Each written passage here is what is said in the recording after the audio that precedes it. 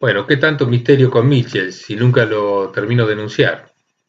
Bueno, consiste en lo siguiente el misterio. Cuando Robert Mitchell se percató de que también en el Partido Socialdemócrata Alemán, este es en el partido más moderno del mundo y en el Partido Socialista más importante del mundo, se reproducía esta ley de hierro, esta burocratización de la política, eh, y cuando empezó a ver cuáles eran los componentes verdaderos de las manifestaciones socialistas que él imaginaba como eh, portadoras de verdades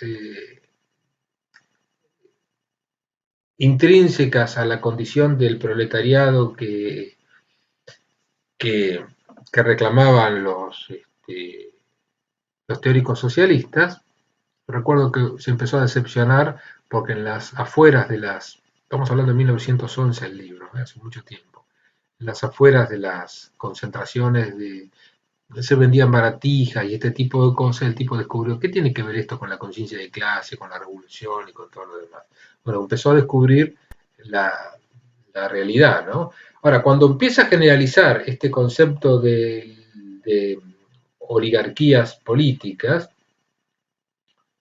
empieza a sospechar que el sistema parlamentario y la representación política en sí constituyen una representación no genuina del ciudadano, del habitante, del pueblo, de las personas.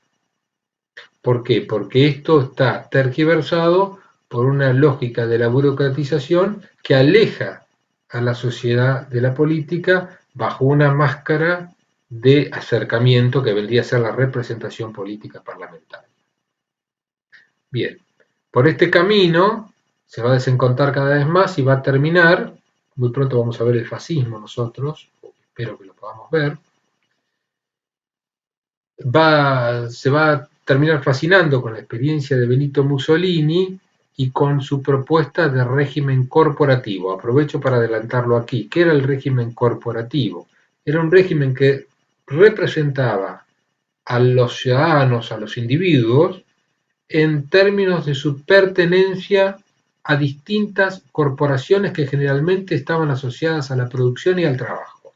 De manera que, en lugar o complementariamente a una Cámara de Representantes que representa a los individuos, a la sociedad compuesta por una multiplicidad de individuos, lo que Michels planteó, de acuerdo con lo que enunciaba Mussolini, era que la representación corporativa, esto es, al individuo, pero no en tanto individuo indiferenciado, sino como perteneciente a un colectivo vinculado a su profesión, en la mayor parte de los casos, podía ser incorporado en una cámara de las corporaciones que tendría la virtud, además, de poder entender o poder interrelacionar a distintos sectores sociales y productivos. Esto es, lejos de constituirse una casta política que se autonomiza de la sociedad en la medida en que oligárquicamente se reproduce a sí misma,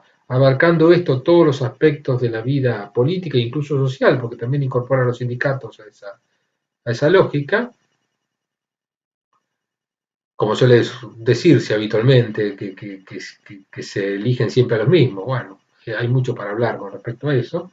Lo que planteó el fascismo, defectuosamente, es que una lógica de la representación de los intereses mediante una cámara de corporaciones podría lograr que el individuo exprese mejor esos intereses que eh, el sistema liberal parlamentario.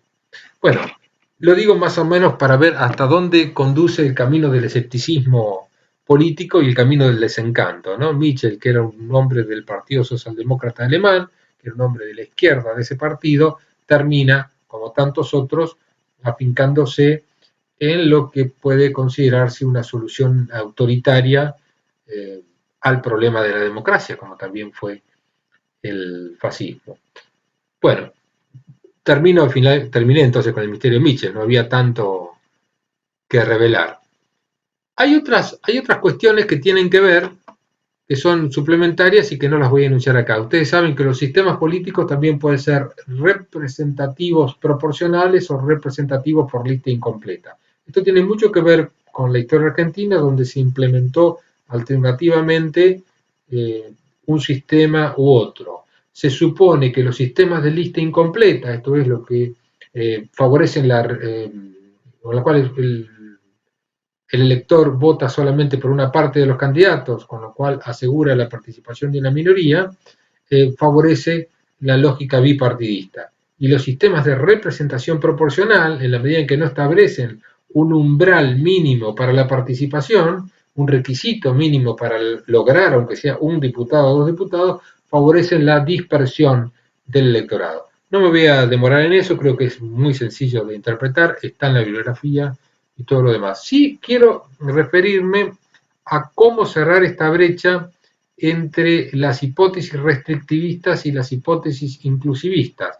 La historia siempre es más compleja que lo que las teorías y las hipótesis generalistas inducen a pensar.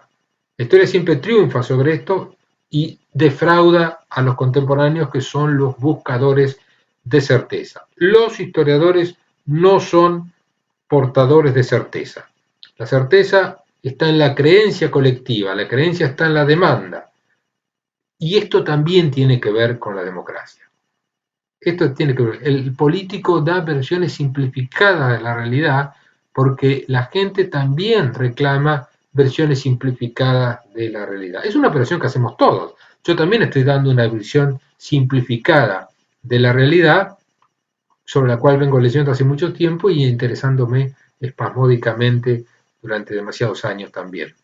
Ahora, en la última parte de la enunciación voy a ver qué tiene que ver todo esto con la Argentina o con nuestro territorio. ¿Por qué? Porque nosotros hacemos historia contemporánea, pero en algún momento van a confrontar o pueden inspirarse en lo que ha pasado en nuestro país. Les anticipo una idea sobre el particular que la descubrí explorando el funcionamiento de los sistemas políticos europeos en relación a lo que pasaba en algunas provincias argentinas, precisamente, y en otros lugares de América Latina. Y tiene que ver con el concepto del voto como un derecho o con la idea del voto como una obligación. En el mundo entero, en general, el voto se considera un derecho, es decir, el ciudadano puede votar. En la Argentina, esta posibilidad de votar está acotada a los ciudadanos que tienen entre 16 y 18 años o a los ciudadanos que tienen más de 70 años. El resto de los ciudadanos no tiene el derecho de votar, sino que tiene la obligación de emitir el sufragio, para lo cual están previstas unas penalidades que casi nunca se,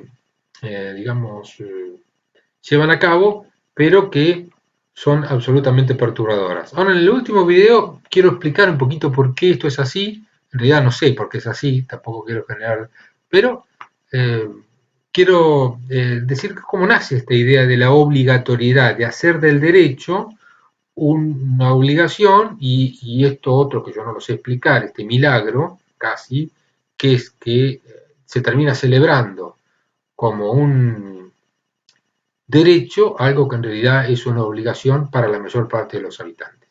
Bueno, ahora termino.